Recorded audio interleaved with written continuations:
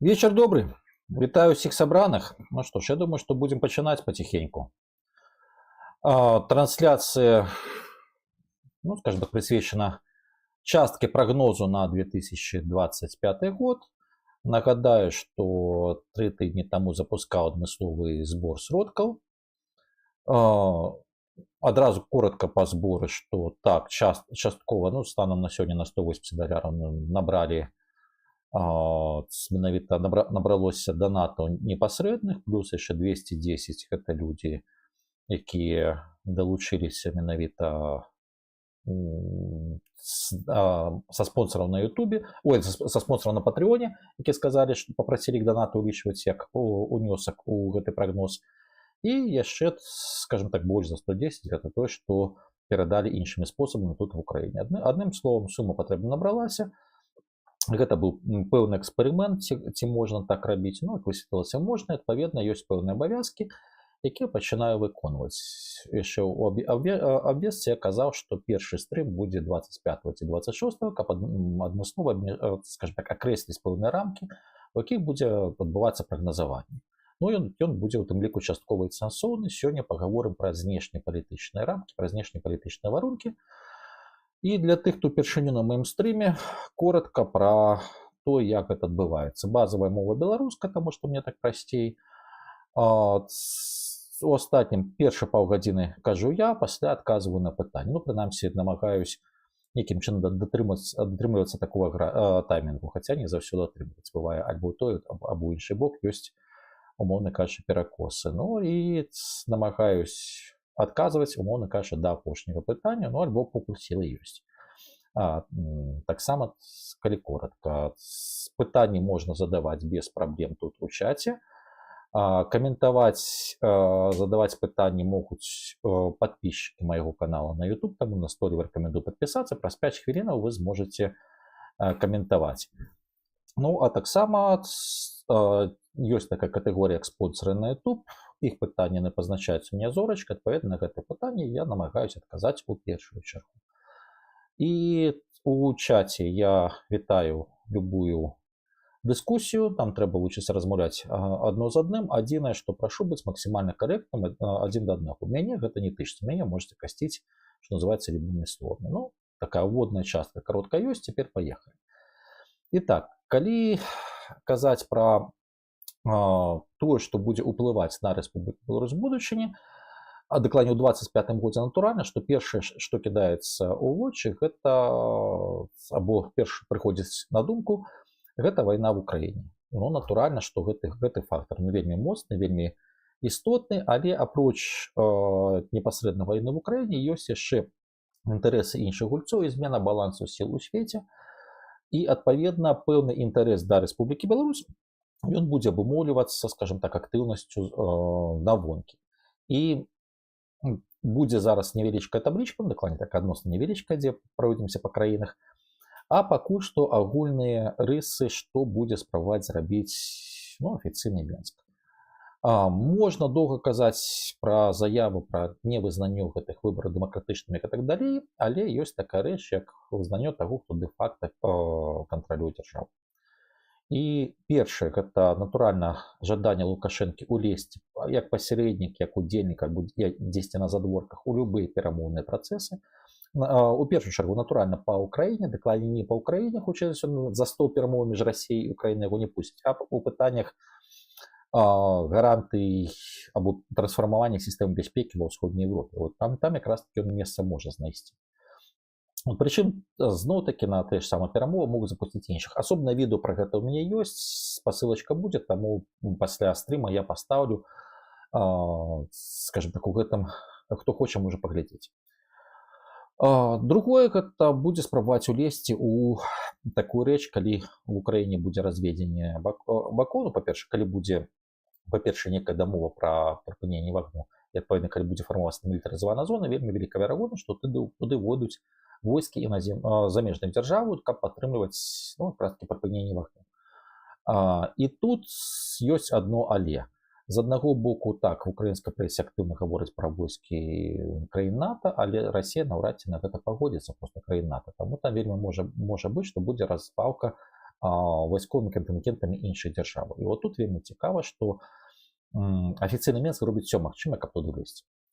Чаму вось функція пасярэдніка, функція такого спробы ўлезці ў перамоўныя працэсы важная, таму што у пасярэднікаў не страляюць, калі сказаць вельмі груба, гэта дадатковы функцыянал, які не то, што гарантуе, але дае дадатковыя аргументы ад паглынання Беларусі Расіі і дадатковыя аргументы альбо дадатковую легітымацыю для пашырення кола размову з іншымі гульцамі. У іншым будзе хутчэй за ўсё спроба знайсці супольную мову з краінамі захаду, прычым як выкарыстоўваючы далёкіх пасярэднікаў, то бишь краіны, якія крышку далей, так нетыповых, тая ж сама можа вылезці, допустим, Турэччына, якая вельмі моцна ўзмацнілась у апошні момант, і у тым ліку суседзяў, таму што таксама у гісторыі з мігрантамі і прытурбацыямі на тэлеканале Белсат ёсць прызнакі, скажем так, узаемных сігналаў адзін аднаму. Ну і натуральна фактар Трампа. Пад фактар Трампа будзе рыхтавацца сёння Лукашенко ўжо гэта пацвердзіў, пэўны абмен вызвалення палітвязняў, гэта пытанне не толькі Юрася Зінковіча, гэта пытанне тых, хто працаваў на Радыё Свабоды, на бюджэт амерыканскай арганізацыі. Вельмі вялікая верагоднасць. Праблема толькі ў тым, што тут ёсць два варыянты. Альбо абмен, умоўна кажучы, аналагічна таму, які быў паміж Злучанымі Штатамі Амерыкі і Расіяй, гэта азначае разведчыка на разведчыку, альбо шпіёна на шпіёна, каму як падабаецца. Варыянт нумар 2 гэта ўсё ж такі абмен, калі вызваленне, абмен на нейкія палітычныя сігналы. І тут вельмі цікава якраз такі пазіцыя штатаў. Гэта залежыць не толькі ад таго, ад расійска-украінскай вайны. Гэта шмат у чым інтарэс да Беларусі падаграецца інтарэсам да Беларусі Кітайскай Народнай Рэспублікі, таму што для Злучаных Штатаў Амерыкі тэмай нумар 1 ёсць Кітай. Вось, адпаведна, Беларусь цікавая таму, што туды прыходзіць Кітай. Дарэчы, не адбыўшыся візіт Лукашэнкі у КНР, па маёй інфармацыі, ён не мае нічога, ніякіх азнакаў, скажем так, палітычных сігналаў, а дата проста перанесена, сыходзячы, назовем так, з паказання медкарты. Назовем гэта так. Магчыма, я памыляюсь, прынамсі, мае кантакты далі такую інфармацыю.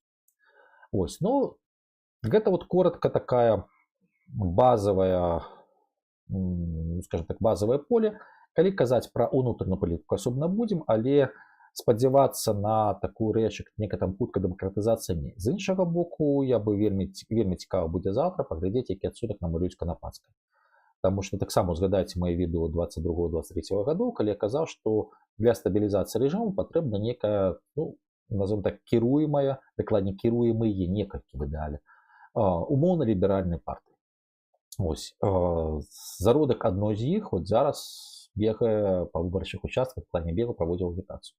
Вельмі можа быць. Таму тут пытанне зноў-такі палітычнай волі. Ну і цікавыя рэчы, як камуністы накінулись на прарасійскіх актывістаў і так далей, гэта ўжо ўнутрыпалітычна. Гэта тэма іншых стрымаў, гэта тэма, у прынцыпе, прагнозу і іншага аналізу. Зараз, яшчэ раз, ключавое, гэта якраз такі знешні баланс, знешні палітычны, каб разумець, вот якраз такі поле магчымасцяў, як для Лукашэнкі, так і для ягоных апанентаў. Таму што залежна ад інтарэсаў розных дзяржаваў, ты можаш па-рознаму выбудоўваць камунікацыю, выбудоўваць супрацоўніцтва. І каб не быць, скажем так, каб доўга, што называецца, не гуляцца ў хованкі, давайте адразу такую вот таблічку, щось такое нам намаляваў. Гэта яшчэ рабочы варыянт. Дарэчы, наконт яе, зноў-такі, гэта абавязак перад тымі людзьмі, якія данацілі на прагноз. Для іх вот вся такая графічная інфармацыя, она становіцца даступна, таму што у Патрэоне гэта была оформлена як продаж, скажем так, лічбавага контенту, і адпаведна была просто застаўка, і зараз да гэтай застаўкі будуць дадавацца паступова такія таблічкі, дадавацца рабочыя матэрыялы, і пасля гэтым жа самым людзям тэкст прагнозу будзе выкладзены ў першую чаргу, каб яны здолелі з ім азнаёміцца. Таму, што называецца, хто паспеў, той паспеў. І на гэтым пашлі па інтарэсах. Яшчэ раз, гэта без прывязкі да такой рэчы, як вайна в Украіне дакладней фарматы замірэння. Гэта будзе асобная тэма, пакуль што проста інтарэсы дзяржаваў так, як яны ёсць на дадзены момант.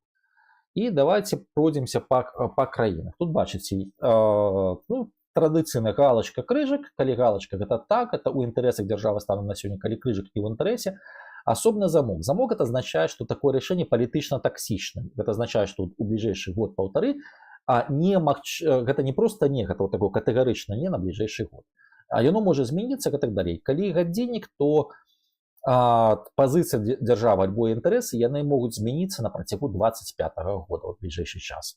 Ну, адпаведна, маленькія значкі, пазначкі, скажем так, выглядзе сцяжкоў, гэта, дакладней, сцяжкі ў коле, гэта якраз такі уплыў іншых дзяржаваў на змену гэтай пазіцыі. Итак, пачынаем з Расійскай Федэрацыі, якая мае дамінуючы ўплыў на Рэспубліку Беларусь станам на сёння. Пытанне незалежнасці. Парадокс, але на бліжэйшыя некалькі месяцаў Беларусь Маскве патрэбна як незалежная дзяржава. Ізноў-такі пытанне пасярэдніку, пытанне дадатковага голасу на розных міжнародных пляцоўках, пытанне у тым ліку пасярэдніка у закупцы частцы прадукцыі, якую наўпрост Расіі не падаюць. Таму патрэбна проста асобная юрысдыкцыя, якая ў прынцыпе вызнана ў Арганізацыі Аб'яднаных Нацый, і ўсё. І гэта без дадатковых нейкіх сантыментаў да Александра Лукашэнкі. Але пасля заключэння перамір'я альбо міру з Украінай, залежна ад сцэнару заканчэння вайны, пытанне незалежнасці Беларусі можа стаць рубам, і гэты статус он перастане быць патрэбным Крэмлю, хутчэй наадварот, будзе патрэба далучэння і так далей. Але на сёння так, максімальна залежная, скажем так, тэрыторыя, ну і пакуль што з прызнакамі знешняй незалежнасці. Эканамічнае супрацоўніцтва, так.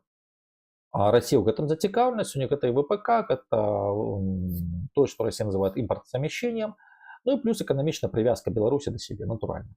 Транзіт. Не так моцна, таму што для Расіі ключавым транзітам з'яўлялася транзіт нафты і газа, сёння гэта не настолькі актуальна, плюс сённяшнія навіны, што, напрыклад, па газаправодах цалкам могуць все-таки заключыць гэты контракт з Сакарам, с Азербайджаном, магчыма, будучыні Казахстан, таму транзіт углевадародаў не настолькі важны. Транзіт на фоне змяншэння аб'ёмаў звычайнага гандлю з Еўропай таксама не настолькі важен, але ёсць такое пытанне, як фактор кітайскага транзіту, як фактор, зноў-такі, пакупкі сухапутным шляхам нейкіх тавараў з Еўрапейскага Саюзу, фактор Турэччыны ў будучым, ну і фактор Польшы. Таму пакуль што гэта вот такое. Ёсць он, добра, няма яго, ну, нічога страшного. Ну і плюс фактор Калінінграда таксама важны. Вайсковае супрацоўніцтва. Так, чым больш, тым лепей для Расіі, таму што она зацягвае беларускую армію, ну, сферу проста не то, што свайго ўплыву дамінуючага, а ўжо бліжэй да кіравання фактычна расійскімі афіцэрамі. Канфрантацыя, то бишь, наколькі магчымая гэта канфрантацыя, так, у выпадку непаслухмянасці Менску яна цалкам магчымая. Яна дапускаецца Масквой, таму што, давайте узгадаем, было ўжо некалькі нафтавых, курыных, іншых войнаў, але глыбіня гэтай канфрантацыі наступлення залежыць ад двух фактараў. Гэта пазіцыя Китая, пазіцыя Злучаных Штатаў Амерыкі. Наколькі Менск будзе ісці на кантакты, дакладней развіваць кантакты з гэтымі дзяржавамі, наколькі будзе водгук, і наколькі ў Расіі будуць кантакты з гэтымі дзяржавамі. Цяпер палітычныя змены, транзіт улады. Нейкі транзіт, які можа прывесці да з'яўлення новых персонаў, у прынцыпе, Расія яго спрымаюць станоўча. Чаму б не? Захаванне рэжыму.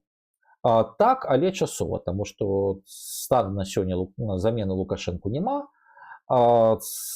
і, адпаведна, але Лукашэнка цалкам не задавальняе. Дэмакратызацыя Беларусі. Ой, не патрэбна ад слова зусім. Магчымыя партнеры. Ну, давайте так. Афіцыйны Менск. Зноў-такі, калі браць атачэнне Лукашэнкі, так, часова, пасля транзіту таксама. Вільня, Варшава. Я паставіў, што няма праблемы, але і магчыма. Чаму магчыма? Ну, слухайце, давайте узгадаем пачатак 20-го года пазіцыю расійскіх СМІ. Гэта не праблема аднавіць частку кантактаў, не праблема, скажем так, зноў-такі спрабаваць вайсці, таму што Расія навучылась гуляцца, скажем так, у розныя механізмы з рознымі партнёрамі, і мяняць яна іх можа дастаткова хутка.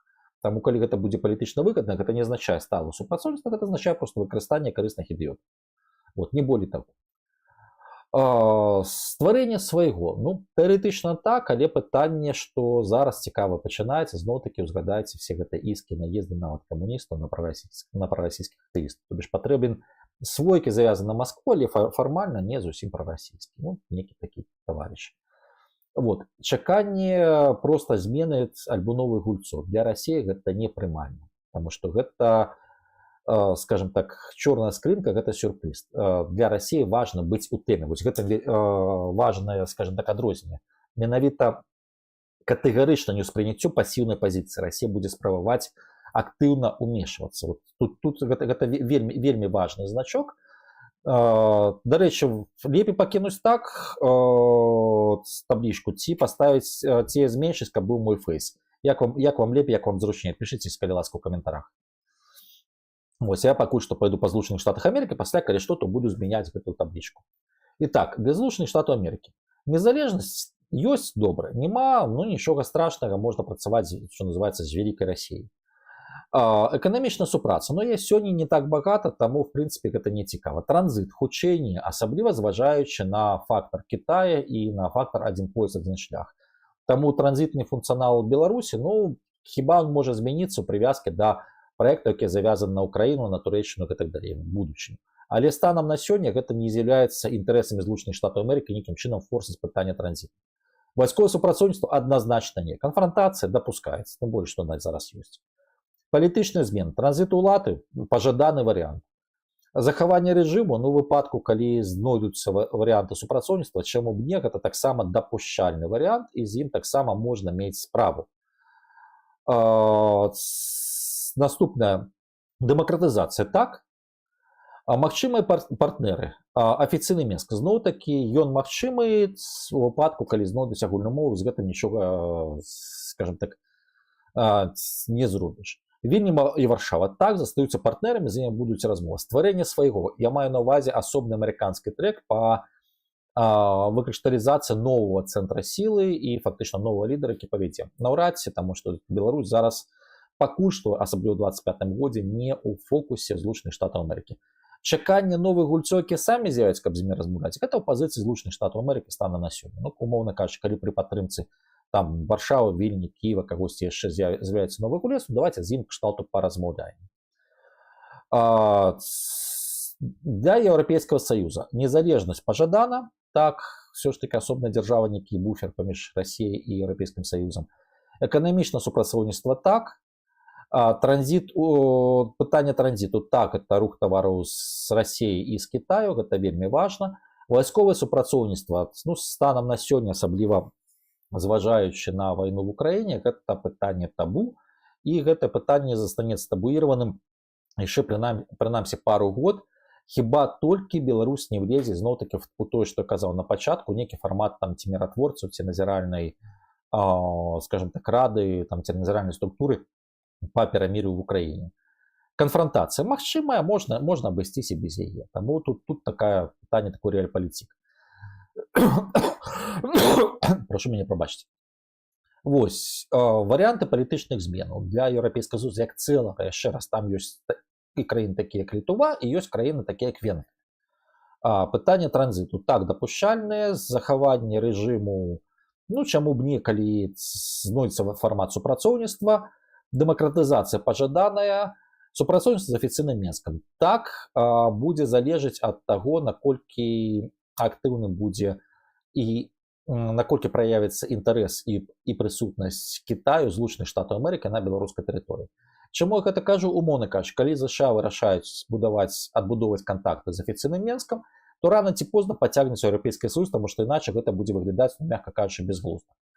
Калі США пойдуць канфронтацыю, то таксама. Калі Кітай разаўе ўсё ж такі стане дамінуючай сілай у Рэспубліцы Беларусь палітычнай, па палітычным уплыве, то натуральна, што адпаведна кітайскія партнеры, гэта ў першую чаргу па асі, там Польша, Нямецчына, Францыя, натуральна, што яны зробяць крок насустрач таксама. Таму тут вельмі залежыць ад гэтых якраз такі знешніх чыннікаў.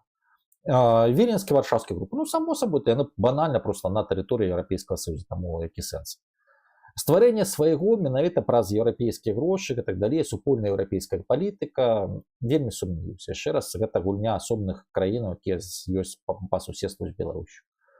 Чаканне, пасіўнае чаканне, калі з'явяцца новыя гульцы, чаму мне? Еўрапейскі Союз не раз гэта дэманстраваў, гэта цалкам, скажем так, пры нагодзе. Кітай. Вельмі цікавая рэч. Для Китая першая незалежнасць, гэта ключавое, што патрэбна незалежная юрысдыкцыя, скажем так, паміж Расіяй і з Еўрапейскім Саюзам, таму што знікненне незалежнасці Беларусі яно абнуляе некалькі задумаў Китая, фактычна па выбудове та ж самая канцэпцыя маленькі сябра, вялікага сябра. Давядзецца думаць, у тым ліку і перабудоўваць сістэму ўзаемаадносін. Так, это нейкі балансір, у тым ліку залішніх расійскіх інтарэсаў. Плюс далучэнне Беларусі гэта палітычнае ўзмацненне Расіі, якое Китаю стан на сёння не патрэбна. Эканамічнае супрацоўніцтва, так, яно будзе паступова развівацца, ну, ў межах, скажем так, наяўнасць таго, што Беларусь можа прапанаваць. Кітай можа прапанаваць натуральна болей. Ну і Кітай дзейнічае праз эканоміку. Транзіт. Зноў-такі так, у залежнасці ад таго, наколькі будуць развівацца пазіцыі, ну, наколькі будзе пазіцыя таго ж самого Еўрапейскага Саюза і асобна Польшы па развіццю гэтага транзіту. Ну, а Польша, прынамсі, стану на сёння зацікаўлена. Вайсковае супрацоўніцтва, так, адназначна так. Канфронтацыя, ісці на канфлікт, ну, Китаю гэта не зацікаўлена слова зусім. Ну, магчымасці ёсць, калі, напрыклад, афіцыйны Мінск вырашыць пагуляцца з Тайванем. Вот, па прыкладу Вільні. Ну, але я не думаю, што, скажу так, што хопіць безглуздзя гэта зрабіць. Вот, таму стаіць крыжык не. Палітычныя змены. Транзіт улады. В прынцыпе, дапушчальны, як дапушчальны супрацоўніцтва з цяперашнім рэжымам, дапушчальны, у прынцыпе, дэмакратызацыя, таму што тут пытанне, яшчэ раз, Кітай дзейнічае праз эканоміку, праз эканамічную завязку, у першую чаргу. Всё астатняе гэта ўжо другаснае. З кім могуць супрацоўнічаць? Афіцыйны Мінск, натуральна, зараз супрацоўнічаць. Вільня і Варшава. Пакуль што нет, ну, тут пытанне, што гэта могуць змяніць той ж самая вільнюска-варшаўская група пры ўмове, што будуць выходзіць на Пекін самастойна з некімі ідэямі, з некімі прапановамі, не проста падтрымаць нас, падтрымаць беларускую дэмакратію. Таму што для кітайскіх камуністаў гэта будзе выглядаць, ну, мякка кажучы, дзіўна. Вот. І зноў-такі гэта пытанне вакуума ідэі. Калі ці ёсць чым выходзіць, ты выходзіш. Калі няма, ну, сорі. Вот. Таму пакуль што не. Хаця я б вельмі хацеў, каб гэта кантакты былі. Стварэнне свайго, то бишь спроба стварыць, ну, скажем так, свой палітычны рух і адпаведна сваім палітычным лідарам. Не, Кітай гэтым не займаецца, пакуль што ён хоча гэтым навучыцца, гледзячы па спробы гуляцца в Афрыцы, але пакуль што Еўропа з гэтым гуляцца не рызыкуе. Ён проста хіба дэманструе падтрымку таго ці іншага кандыдата ўжо пасля. Ну і чаканне новых гульцоў таксама прымальна. Польша, незалежнасць. Нягледзячы на всю канфронтацыю з палякамі, незалежнасць Беларусі для Польшы важна. Таму што яшчэ раз і буфер, і асобная юрысдыкцыя, польская меншасць і гэтак далей. Шмат пытанняў, якія на гэта завязаны. Таму пры ўсіх так, але пры ўсёй складанасці адносінаў Польша зацікаўлена незалежнасці Беларусі. Што б не казала афіцыйная прапаганда, там што быццам бы думаць ацяпаць тэрыторыі, не. Эканамічнае супрацоўніцтва, так. Транзіт, пытанне Еўрапейскага Саюза і, скажем так, і Китаю. Але Польша ў гэтым зацікаўлена. Вайсковае супрацоўніцтва. Табу, фон вайны в Украіне, дапокуль не будзе катэгарычных змен. Тобто гэта проста дабуяваная тэма. Канфронтацыя можа быць цалкам. Стан на сёння ёсць, але гэта можа мяняцца. Тут, дарэчы, я гадзіннічак не паставіў, гэта моя хіба. Палітычны змен, транзіт улады, цалкам магчыма. Захаванне рэжыму пры умове знаходжання нейкага фармата супрацоўніцтва таксама дапушчальнае. Дэмакратызацыя пажаданая. Магчымыя партнеры у выпадку, калі Злучаныя Штаты Амерыкі ідуць на нармалізацыю з афіцыйным Мінскам, натуральна, Варшава будзе наступнай. І пытанне Китаю, што прадэманстравала летняя, скажем так, паездка Дуды і пасля кантакты і абмен сігналамі між Мінскам і Варшавай. Таму ад гэтых двух чыннікаў яны, скажем так, іх наяўнасць прычыняе наяўнасць кантакту з афіцыйным Мінскам і, магчыма, наяўнасць супрацоўніцтва. Вільня, Варшава, Вільнюска-Варшаўскі цэнтр, ну, так, сорі, Варшава, сталіца Польшы, само сабой так. Стварэнне свайго пажадана, хацелось бы, і на гэта вельмі актыўна будуць працаваць. Ну, па вялікім рахунку, асобная варшаўскі цэнтр гэта якраз таки сведчанне таго, што Варшава не супраць стварыць свой палітычны рух, які будзе ўдзельнічаць у палітычных разборках. Чаканне нейкіх зменаў, ну, таксама дапушчальны варыянт. Літоўская рэспубліка, незалежнасць. З аднаго боку так, з другого боку не. Не так важна. Чаму? З аднаго боку так, гэта таксама пытанне буфера і так далей, з другого боку давайте паглядзім, як у Літве азадачылись пытаннямі, як бы сказаць, літвінізма і пытаннямі гістарычнай памяці. Краіна меншая па памеру, яны толькі маюць свае праблемы з Польшай у адносінах якраз за гістарычнай памяці, а пытанне па Вільні, тут дастаткова згадаць яшчэ спробы нават камуністычнага Верховнага Савета заявіць пра то, што Вільню можна вярнуць у 90-м годзе. Дарэчы, хто не памятае.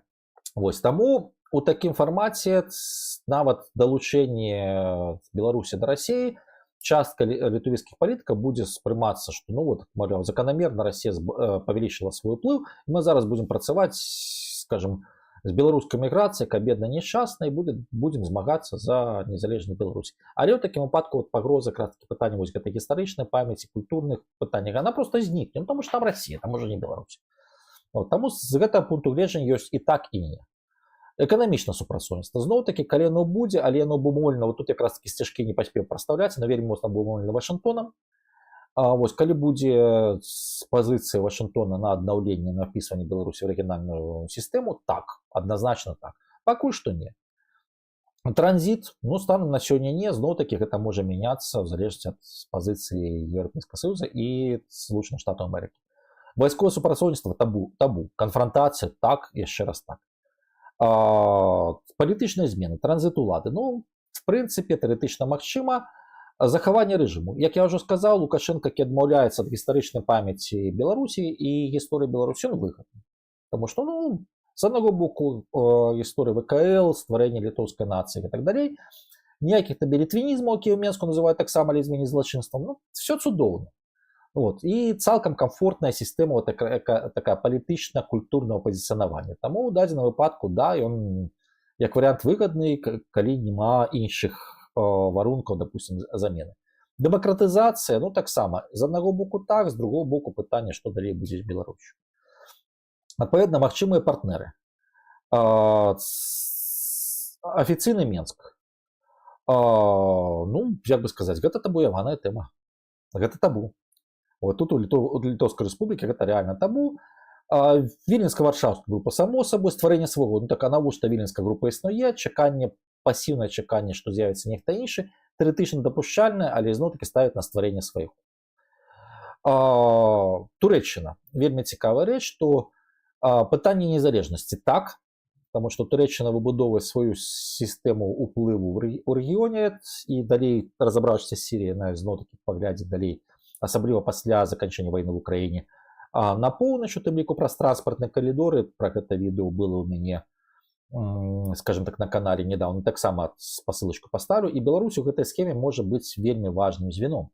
Таму незалежнасць так, і адпаведна эканамічнае супрацоўніцтва і транзіт, які станам на сёння паставлены на паўзу, але пасля заканчэння вайны в Украіне якраз такі гэта пытанне Турэччына будзе прасоўваць адна з першых. Вайсковае супрацоўніцтва так. І праз Азербайджан і наўпрост. Яно, в прынцыпе, будзе развівацца як і гандаль зброі. Канфрантацыя, ну, тэарэтычна так, магчыма. Вот тут якраз такі дарма паставіў просто так, тут можа быць і так, і не. То бишь, калі Беларусь не будзе ісці ў рэчышчы, як Турэччына бачыць, турэцкай палітыкі, ну, канфрантацыя магчыма. Хаця збольшага ўсё ж такі нет. Прашу прабачэння, вот тут у меня таблічкі памылка, паправлю. Яшчэ раз паўтару, што гэта рабочыя матэрыялы. Палітычныя змены, транзіт улады цалкам дапушчальна, нават вітаецца.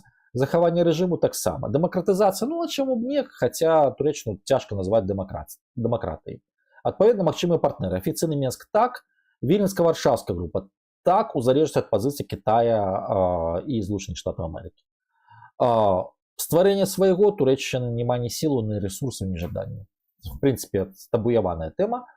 Чаканне новых гульцоў таксама магчыма. Ну і нарэшце Украіна. Незалежнасць Беларусі так, гэта выгадна для Украіны. Вот, што б не казалі беларускія і расійскія прапагандысты. Эканамічнае супрацоўніцтва. З аднаго боку так, з другого боку гісторыя саўдзелу Беларусі ў агрэсіі супраць Украіны дадала таксічнага такого флёру Беларусі, Але нават антыкарупцыйныя расследаванні, дарэчы, наконт гэтага, калі цікава, таксама пішыце ў каментарах. Нават па гандлю боепрыпасамі там вельмі цікава, калі аднаго гандляра выцягнула украинская правда, и там была прослухование вельмі цікавая фраза. Но если тебе надо там что-то привести, специфическое, еще раз, это гандляр сброи, вот, поезжай в место, там вообще к тебе относятся очень тепло. Ось. Ну, одним словом, да, вот таким есть пэўна націкі, што можа быць і такая супраца дзесьці была, але пытанне вывесці ў легальны фармат.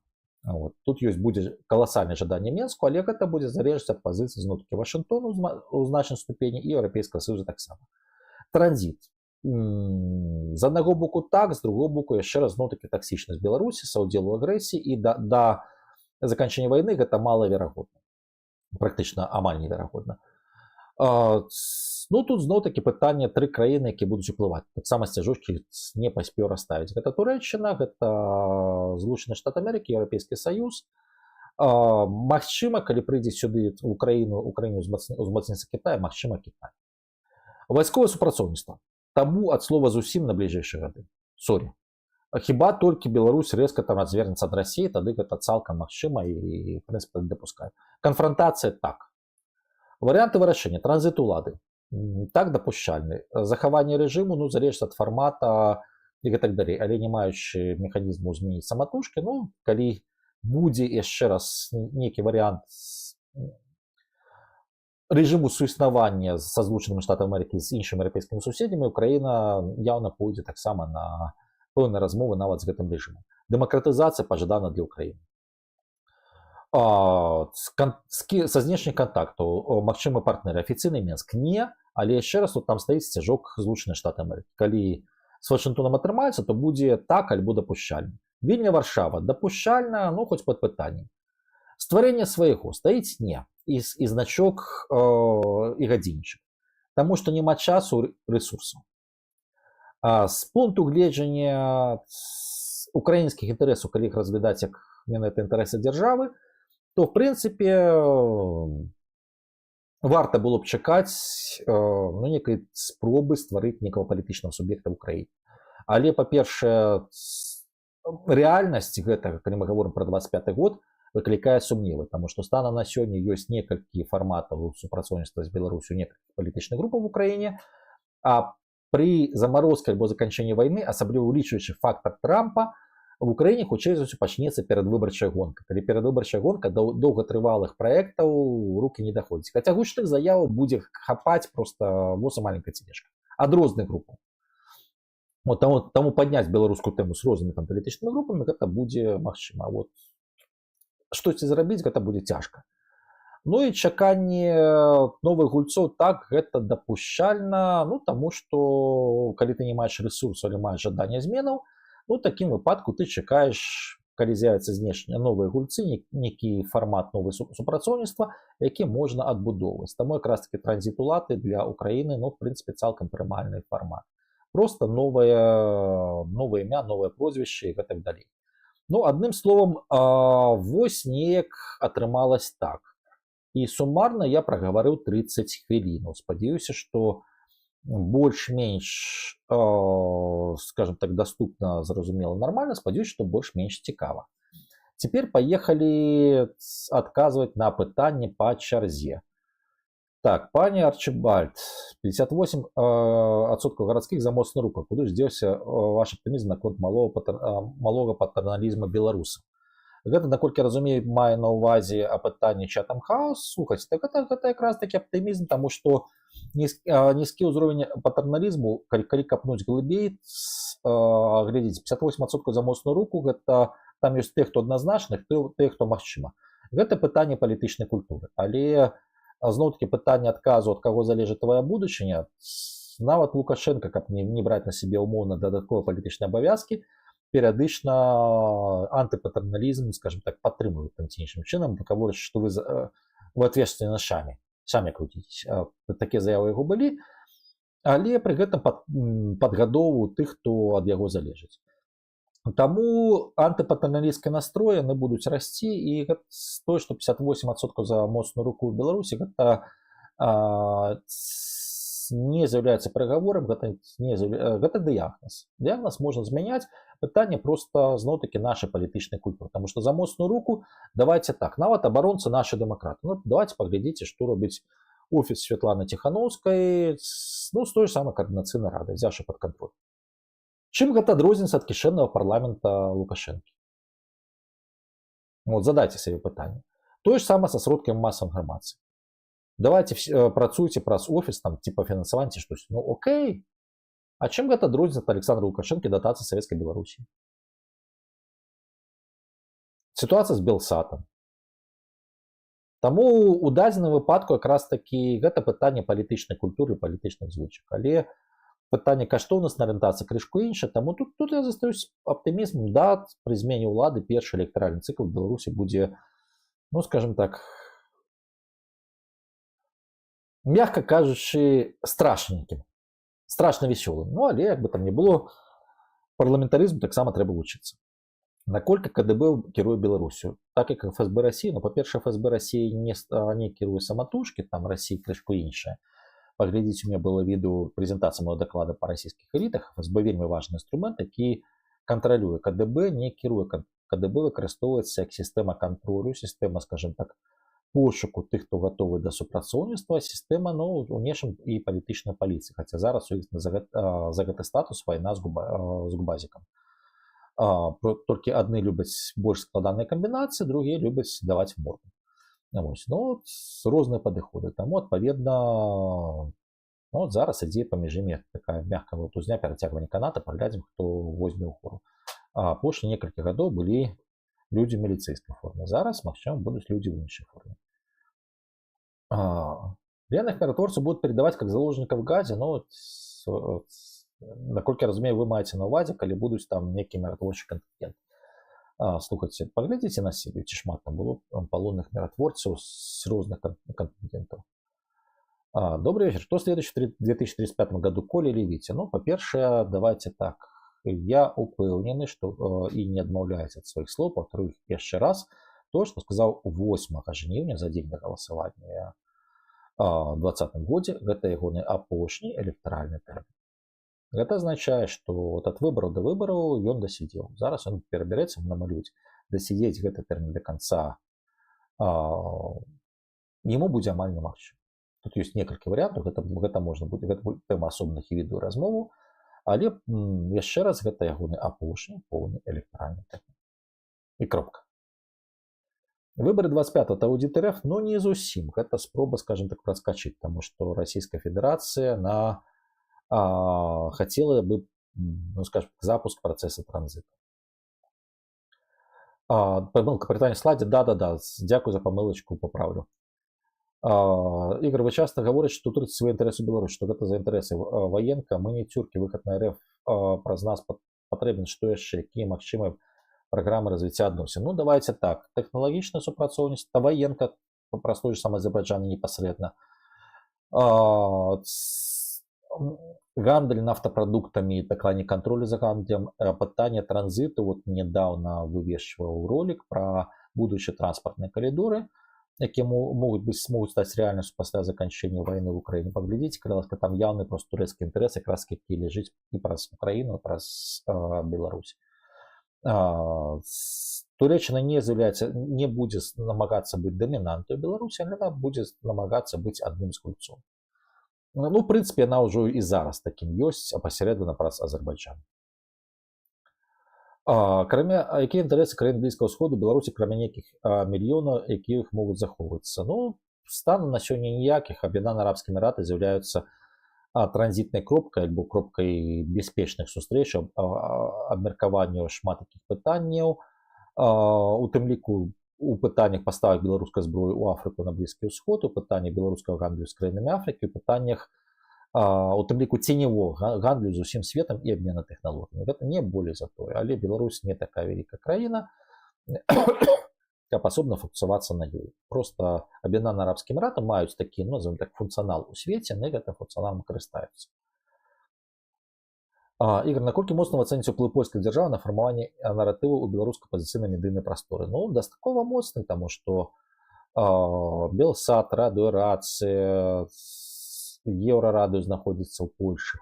некалькі больш дробных каналаў. Ну, палякі свядома спрабавалі стварыць якраз такі інфраструктуру інфармацыйнага ўплыву, і яны дзейнічаюць паслядоўна. Чаму трэба павучыцца, гэта паслядоўнай дзейнасці і паслядоўнасці проста ў палітыцы на працягу апошніх некалькіх год. І плюс да ўсяго тут варта яшчэ згадаць асобныя каналы камунікацыі з польскай меншасцю. Яна дастаткова ўплывовая, яна ёсць месца кампактнага пражывання. Трымор'е. Також Юрый Романенко час ад часу яго ўспамінаюць пад рознымі назвамі, але без беларусці. Гэта магчыма, якая рэакцыя знешніх гульцоў? Па Трымор'ю я, скажем так, будзем асобна размаўляць. Ну, зараз гэта канцэпт, скажем так, Польши і Злучаных Штатаў Амерыкі. Так ён запускаецца без Беларусі, але калі казаць пра міжмор'е і інтэрмарыум, ну, рана ці позна Беларусь вернецца ў гэты фармат, і без Беларусі вось гэты фармат, калі браць яго паўночную частку, мала жыццяздольны.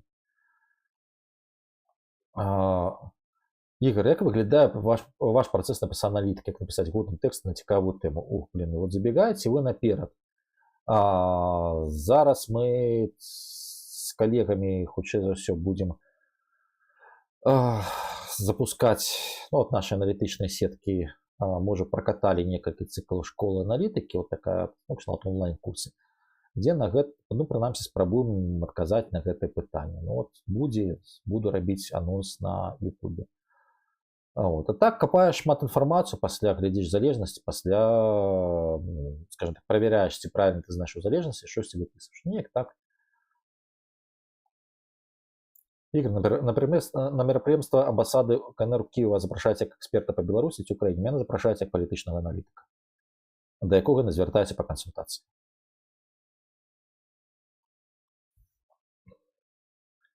Игорь, вы не говорили пра памылкі пазняка ў ягонай каманды. Чым вы бачыце самыя істотныя? Глядзіце, ёсць плюсы гэтай каманды, гэта каштоўнасна ядро. Мінусы гэтай каманды, гэта вот калі ты палітык, так, табе могуць не падабацца некаторыя акты, але вот давайте паглядзім цноткі на сегментаванасць беларускага грамадства. Калі ты хочаш выходзіць на новыя слоі грамадства, ты мусіш нейкім чынам браць тэзы альбо браць каштоўнасную канструкцыю, якая прытаманная гэтай групе, і спрабаваць працаваць з ёю, апеляваць да каштоўнасцяў гэтай групы, падцягваць іх да сябе, але каб пачулі, ты можаш, умоўна кажучы, пачаць гаварыць іхняй мовай, тым, што для іх дорага. У пазняка пытанне такое, што вось ёсць уласная каштоўнасная матрыца, і мы ў ёй ідзем. Тое, што астатні не разумеюць альбо не пагаджаюцца, гэта значыць, што яны самі дурні, самі вінаваты. Таму з пункту гледжання цэментавання уласнай групы падтрымкі, гэта так. З пункту гледжання ўплыва на умоўна свядомую групу альбо там свядомы сегмент беларускага грамадства, гэта так, але пытанне, наколькі вялікі гэты сегмент. Таму гэта, калі коротка, у межах гэтага стрыма, каб не зацягваць час, таму што, ну, асобна гэта можна з канкрэтнымі дакументамі, з нечым яшчэ проста можна будзе асобна размаўляць. Так.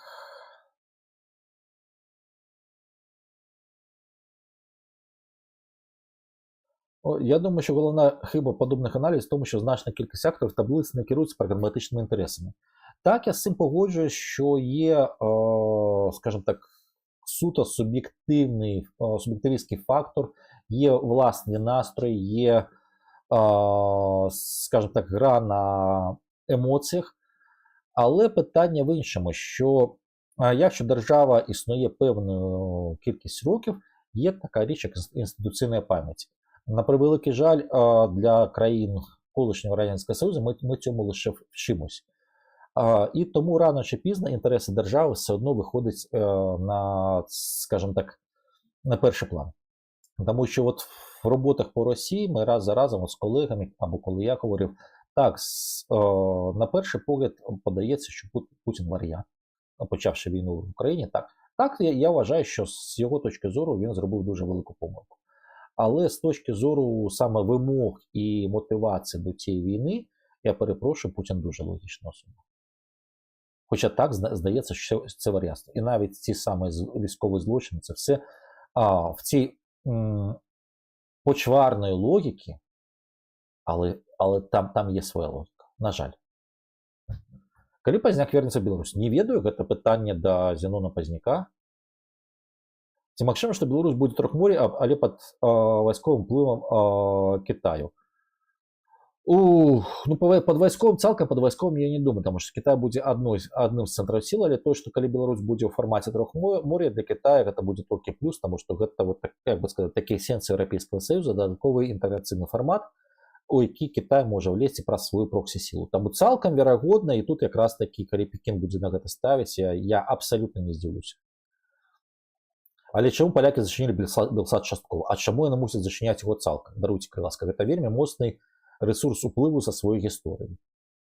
Так, яны панізілі ягоны статус, яны паглядзяць, але калі ты панізіў статус, застаўся касцяк каманды, прычым той касцяк каманды, які не будзе выступаць супраць дадатковых зменаў статуса, ты можаш у любой момент альбо маштабаваць у большым, скажем так, у нешта большае, як і ў нешта меншае. Ну, тут абсалютна нармальны фармат, таксама цалкам лагічна. Ігор, ви бачили, наскільки антиукраїнська пропаганда в китайських державних медіа, як з ними можна співпрацювати? Я бачив матеріали в китайських медіа щодо України, я бачив позицію інших, питання в іншому. А як можна, якщо не помиляюсь, це торгівельний партнер номер 1 станом 21 рік в Україні. І ті ж самі українські дрони, якщо брати комплектацію, у нас здебільшого китайські. І якщо Трамп говорить, що роль Китаю важлива у врегулюванні в Україні, я не розумію, як можна не шукати порозуміння, не шукати варіантів виходу, в тому числі зміни балансу в китайських медіа. Я знаю декілька осіб, які в тому числі спробують працювати, скажімо так, на китайському напрямі. І принаймні, якщо говорить GDTN, якщо говорити про Сіньхуа, то певний ефект є. Зміна акцентів, але перепрошую, можна просто сидіти у себе вдома і чекати, от зараз вони порозуміють, вони прийдуть до нас, ну це закінчиться просто черговим конфліктом. Це країна, яка все одно буде впливати на події навколо. Це країна, яка може вплинути на події в Російській Федерації. І просто посилати цю країну, ну, слухайте, окей. Наскільки це далекоглядно, я не знаю.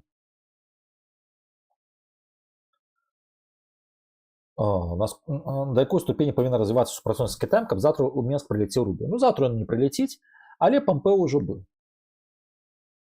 Вот поглядите узор 2019 года китайские программы, гэта хапіла у тым ліку, каб і плюс сігналы з Мінску пра гатоўнасць размаўляць, каб прилетел Помпео. А зараз колькасць праграм, які запланаваны на 25-й, конец 25-26 року, она будзе крышку большая. І паглядзім вынікі візіту Лукашэнкі ў Пекін. Гэта будзе дастатковым сігналам, цалкам можа быць, каб, ну, калі не Рубіо, то хтось з ягоных супрацоўнікаў месца такі прыляцеў. Не адразу, таму што тут яшчэ накладаецца таксічнасць Лукашэнкі ад 2020 года, але праз пэўны час. Ну, што ж, слухайце, мы з вами уклаліся ў 47 хвілінаў, гляджу, што пытанняў больш няма. Калі што, пішыце, кто спонсор на Патреоне, задавайте пытания на Патреоне, там намагаюсь отказывать, пишите в Telegram, Facebook, так само будем абмяркоўваць. Ну и поступово буду выкладаць так по частках, а яшчэ раз, калі казаць про будучыню прэзентацыю доклада, то верагодней за ўсё ён будзе з 15 по 25 лютага. Гэта якраз таки тэкст на пачатку на Патреоне для тых, хто на гэта рабіў унёсак фінансавы у напісанні прагнозу. Пасля будзе прэзентацыя відэо і пасля будзе прэзентацыя, думаю, што буду рабіць в Украіне публічна, таксама з відэотрансляцыяй, ну, зноў-таки для журналіста, для ўсіх астатніх. Ну, магчыма, зраблю гэта ў фармаце дыскусіі з іншымі групамі, якія займаюцца Беларусю. Тады будзе нават больш цікава, больш жывенька, больш дынамічна. Адным словам, зараз вам дзякуй за падтрымку, дзякуй за то, што глядзелі, дзякуй спонсорам на Патреоне, спонсорам на Ютубе. Вы матывуеце мяне штосьці рабіць. Прывітанне тым, хто чакае на пачатку грантавай падтрымкі пасля, скажем так, спробы нешта зрабіць. Ну, хлопцы, дзяўчаты, можна рабіць па алгарытму, які паказаў я. Просто пытанне прапануйце цікавы контент альбо цікавую дзейнасць і рабіце тое, што абяцалі. Вось, у астатнім традыцыйна подписывайтесь на канал, спрачайцеся, не верьте ни одному моему слову, проверяйте, пераправяйце, прыходзьце да уласных высноваў, тому что человек называется человеком разумным толькі тады, калі ён можа, ну, что называется, думать сваёй галавой. Можна пагаджацца, можна не пагаджацца с нейкім спікерам з гаворачай галавой, а просто так вот тупо верыць, ну, я б не рэкамендаваў. У астатнім радасці, шчасця, удачы, мірнага неба над галавою, ну і цудоўных яшчэ некалькіх гадзінаў выходнага дня і удалага заўтрашняга працоўнага дня для вас. Ну і для мяне таксама. Всего найлепшага.